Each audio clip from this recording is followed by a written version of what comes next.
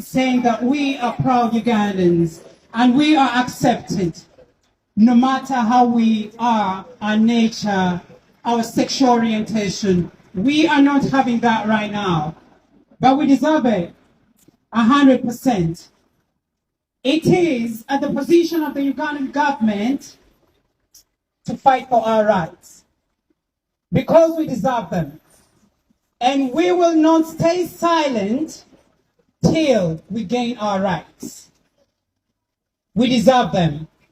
So we will not keep quiet because it is the responsibility of the Ugandan government to take care of us no matter what. We have been through a lot.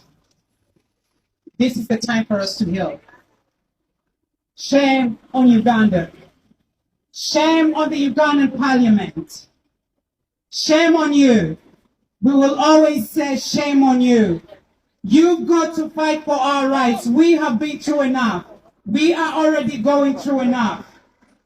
Haita ebyogerwa abanoonyi ebyabwe era nga njagala bategeeza nti bannange nze okubula ku mukutu guno tekitegeeza nti ndi lubuto obanza okugejjerera amatama tekitegeeza nti ndi lubuto okitegeera era nalabe bangi nnyo abatandise okunkubira empenda bantu batandise okwogera bigambo bingi nnyo era omuntu eyakagenda e Bulaaya kakati atandise kuwakankula mbuto tannaba yadde okuterera e Bulaaya atandise kudda mu kwefunyisa mbuto leero olwo terusukka babbogo maama nalaba okutuleetera abaana abalina nnyindo ezaagaziwa giti naye engeri gye kali akakalaba kalaba bambi lulabika lwa muzungu olwo yaluzadde mu munnayuganda nti nedda bannange sinaba kufuna lubuto ekiseera bwe kiba kituuse nga ate nfunye olubuto ndibagamba naye ate era njagala okuvaayo okwebaza bambi abo bonna abampeereza obubaka nga bali very concerned nga bagamba kakati bambi agenda kukola atya ku Bulaaya teri byogero teri mmumbwa bw'anaayagala okugaaya ku bbumba anaakola atya